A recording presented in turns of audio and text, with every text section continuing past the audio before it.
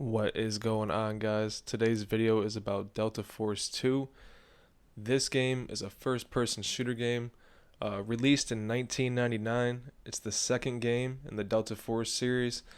First was Delta Force 1, followed by Delta Force 2, then Delta Force Land Warrior. Today we are going to be focusing on Delta Force 2, one of my favorite games in my childhood. A little rundown of Delta Force 2. You were a soldier taking place in missions across the world. This game was amazing for the time, especially 1999, the early 2000s. You had the ability to make your own maps and play them online with other people in rooms from 1 to 16 players. It was amazing. So many variables in the map making. You could have very close combat wars or huge sniper wars. It was crazy. So you didn't have many weapons in this game. You had a knife, a pistol, an M4, which you could also switch to semi-automatic, a grenade launcher on that M4, or you could also have the SAW, the M249, which is like a machine gun, automatic. Then you could also have the Barrett 50 sniper rifle or the M40. And you had the choice of also like a silence pistol and then an underwater gun too, and then I believe the MP5. Then you also had a rocket launcher and some grenades. You had ones that blew up directly on impact or ones that were delayed. Then you had some satchel charges and then also some claymores.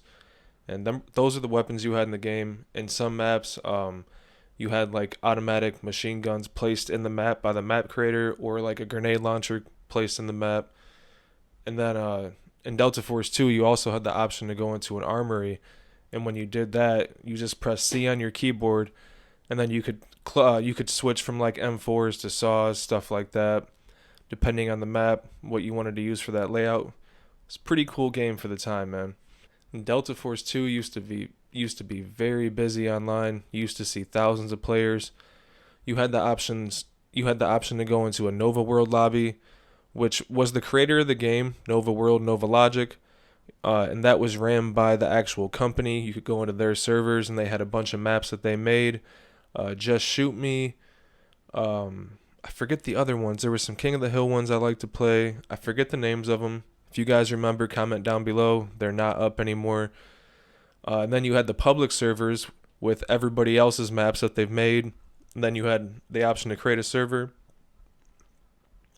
And you could do that password protected or not. And there was a bunch of public games, pages and pages. And then you had the password games, and then you had the tournament games. There was a bunch of clans in Delta Force 2, a bunch of teams, a bunch of cool players. Then you also had your toxic players too. But there was what you called stock maps as well that Nova Logic put right into the game. A lot of the teams used to compete on those maps. And Delta Force 2 started to see a decline in players, I would say honestly as early as 2004, 2003. And it just progressively got worse as time went on. Nowadays you'll see tops at top 30 players online, and that's a really, really busy day. Most of the times you click open the servers and there's like 6 players in the server. I mean, every now and then on the weekends you will still see a full server of 16 people, but it's not common.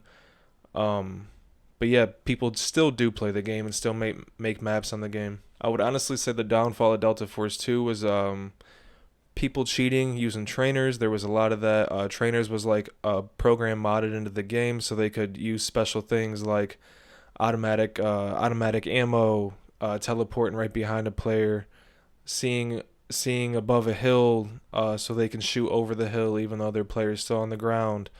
There was so many different things. I remember for a while there was a thing called tree skins, and players could see like trees above the opponent's heads so they knew where they were, so like behind hills and stuff like that. It was really, really crazy competitive. People always wanted to get that edge. A lot of cheaters. And some players would hide it, but then some players would go into a server and openly grief it and just make everybody leave. And then you could also hack the other player's name and type and make it look like they were saying something even though it was you. It got really toxic for a while. Delta Force 2 overall was a really big part of my childhood. I really loved this game. Out of all the shooting games I played, this still holds top tier. I really enjoyed this game. The whole gameplay, how they had the open terrain. There was really like a big combat feel in certain maps, but it didn't get boring because of how they had the game set up. And you had the ability to use your binoculars, zoom in. For those of you that are watching and were into Delta Force 2, You still have the ability to play it.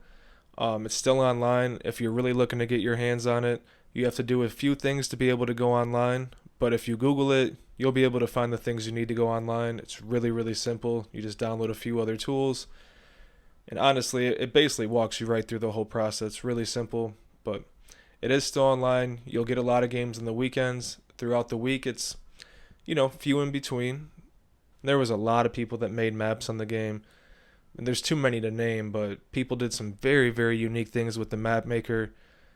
If you guys can find clips of that online on Reddit, screenshots and videos, there was some insane things people did with the map maker. And I know the Delta Forces after Delta Force 2 also had map makers up until the last one, I believe. So I bet people just got even more unique. But some of the stuff in Delta Force 2 was absolutely crazy. For those of you that are going to ask, in the Delta Force 2 community, I used to run the Morning Sniper server about 2 years ago. If any of you guys remember me, drop it in the comments.